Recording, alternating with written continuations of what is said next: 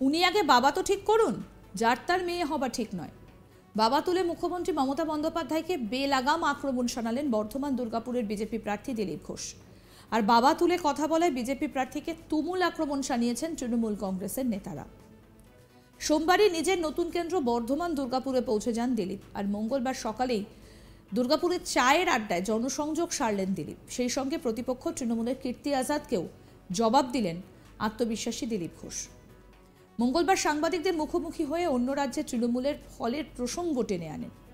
অতীতে অসম, মেঘালয়, ত্রিপুরা, গোয়া সহ কয়েকটি রাজ্যে বিধানসভা নির্বাচনে লড়েছিল তৃণমূল কংগ্রেস। এছাড়াও বর্ধমান দুর্গাপুর লোকসভা আসনে তৃণমূলের প্রার্থী হয়েছেন কীর্তি আজাদ। যদিও তিনি এ রাজ্যের বাসিন্দা নন, তাই এ নিয়ে কটাক্ষ করে দিলীপ ঘোষ বলেন, তবে বেফাঁস মন্তব্যও করে বসেন। তিনি মমতা বন্দ্যোপাধ্যায়কে বাবা তুলে বলেন, তাকে তার বাড়ির লোকেরাই ধাক্কা মেরে ফেলে দেয়।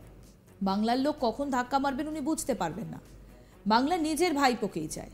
মুখ্যমন্ত্রী গোয়াতে গিয়ে বলেন আমি গোয়ার মেয়ে, ত্রিপুরাতে গিয়ে বলেন আমি ত্রিপুরার মেয়ে। আসলে উনি আগে বাপ তো ঠিক করুন, যার তার মেয়ে হবা ঠিক নয়। শোনাই আপনাদের কি বললেন দিলীপ ঘোষ। নতুন কিছু নাই, পরিবেশ বিপন্নটা সারা পশ্চিমবঙ্গ, মানুষ বিপন্ন, তার পরিবেশ, মানুষই পরিবেশকে বিপন্ন করছে একটা ঝান্ডা নিয়ে, মামাটি মানুষের। আপনি জানেন এখানে একটা সমন্বয় বলে কিছু আছে, লাভ সমন্বয়, তাতে কত বড় ঘাপলা হয়েছে, কত টাকা পয়সা তার মাধ্যমে রং হয়েছে। এখানকার সবচেয়ে বড় নেতা তার সঙ্গে যুক্ত আছে। তো এগুলো তো কেউ জানে না, এরকম নয়। তার জন্য নোটিশ ফোটিশ এসছে, আগামী দিনে আরও কিছু আসতে। কোটি টাকার ক্রিকেট প্রতিযোগিতা করছে তারা।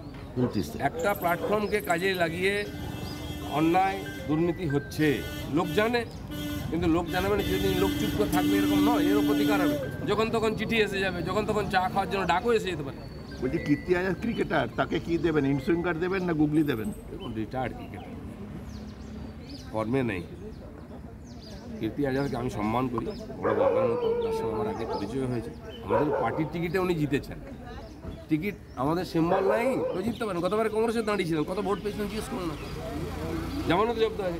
শত্রুঘ্ন সিনহাও একবার কংগ্রেসে গেছিলেন, সেখানকার জল খেয়ে এসছেন, কী অবস্থা হয়েছে জিজ্ঞেস করুন। তো সেই জন্য পশ্চিমবাংলায় উনি এসছেন, ভালো কথা, সিনিয়র মানুষ, সম্মানীয়, দেশের প্রতিনিধিত্ব করেছেন ক্রিকেটে, আমি সম্মান করি, কিন্তু এটা রাজনীতি।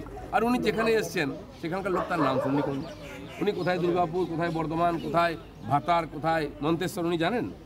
আর যে দিদির হাত ধরে এসছেন, দিদির পায়ে টুলছে এখন, তার বাড়ির লোক তাকে ধাক্কা মেরে ফেলে দেয়। বাংলার লোক কখন ধাক্কা মারবে উনি বুঝতেই পারবেন না। ওনার নিজের ভাইপোকে চায়, বিহার, ইউপি থেকে। দিদি গিয়ে গোয়াতে বলেন আমি গোয়ার মেয়ে, ত্রিপুরায় আমি ত্রিপুরার মেয়ে। মানে বাপ তো ঠিক করুন, যাত্রার মেয়ে হওয়া ঠিক নয়। তৃণমূল প্রার্থী কীর্তি আজাদ সম্পর্কে তার মন্তব্য, কীর্তি আজাদ প্রাক্তন ভারতীয় ক্রিকেটার, তাকে আমি দাদার মতো সম্মান করি। তিনি দেশের হয়ে প্রতিনিধিত্ব করেছেন, কিন্তু বর্ধমান দুর্গাপুর লোকসভা কেন্দ্রের কতটুকু চেনেন তিনি? ভাতার, মন্তেশ্বর এগুলো উনি চেনেন? বিরোধী প্রার্থীকে আমি সম্মান করছি, কিন্তু উনি বাংলার রাজনীতি সম্পর্কে কিছুই জানেন না। উনি ক্রিকেটের পিচে ভালো ফল করতে পারেন, কিন্তু রাজনীতির পিচ আমাদের তৈরি। কীর্তি আজাদ কিছুই জানেন না। উনি ভোটে লড়তে এসেছেন, দিদির হাত ধরে তিনি এসেছেন, সেই দিদির পা টুলছে। শোনাই কি বললেন দিলীপ ঘোষ এই বিষয়ে।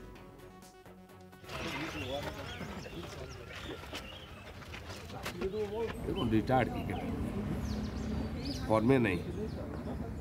কীর্তি আজাদকে আমি সম্মান করি, বড় বাবার মতো, তার সঙ্গে আমার আগে পরিচয় হয়েছে। আমাদের পার্টির টিকিটে উনি জিতেছেন। টিকিট আমাদের সিম্বল নাই, তো জিততে পারেন। গতবারে কংগ্রেসে দাঁড়িয়েছিলেন, কত ভোট পেয়েছিলেন জিজ্ঞেস করুন না। জামানত জব্দ হয়। শত্রুঘ্ন সিনহাও একবার কংগ্রেসে গেছিলেন, সেখানকার জল খেয়ে এসছেন, কী অবস্থা হয়েছে জিজ্ঞেস করুন। তো সেই জন্য পশ্চিমবাংলায় উনি এসছেন, ভালো কথা, সিনিয়র মানুষ, সম্মানীয়, দেশের প্রতিনিধিত্ব করেছেন ক্রিকেটে, আমি সম্মান করি, কিন্তু এটা রাজনীতি। আর উনি যেখানে এসছেন সেখানকার লোক তার নাম শুননি করুন। উনি কোথায় দুর্গাপুর, কোথায় বর্ধমান, কোথায় ভাতার, কোথায় মন্তেশ্বর উনি জানেন? আর যে দিদির হাত ধরে এসছেন, দিদির পায়ে টুলছে এখন, তার বাড়ির লোক তাকে ধাক্কা মেরে ফেলে দেয়। বাংলার লোক কখন ধাক্কা মারবে উনি বুঝতেই পারবেন না।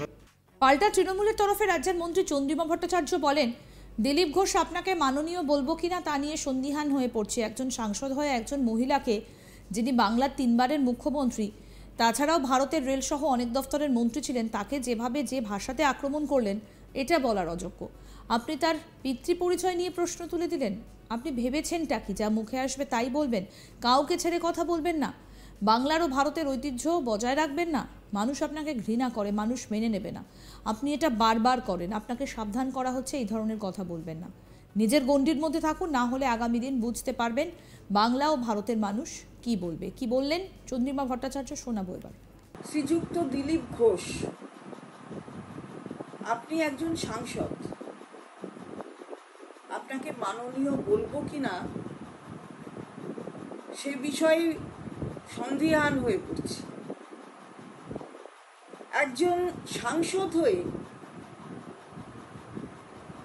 একটি মহিলাকে, এবং তিনি বাংলার মুখ্যমন্ত্রী, একবারের নয় তিনবারের, তাছাড়াও ভারতবর্ষের রেলমন্ত্রী ছিলেন, আরও অনেকগুলি দপ্তরের নেতৃত্ব দিয়েছেন ভারতবর্ষে।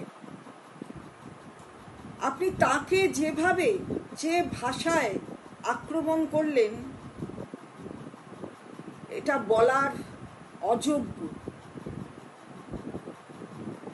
আপনি তার পিতৃ পরিচয় নিয়ে প্রশ্ন তুলে দিলেন। আপনি ভেবেছেনটা কি? যা মুখে আসবে তাই বলবেন?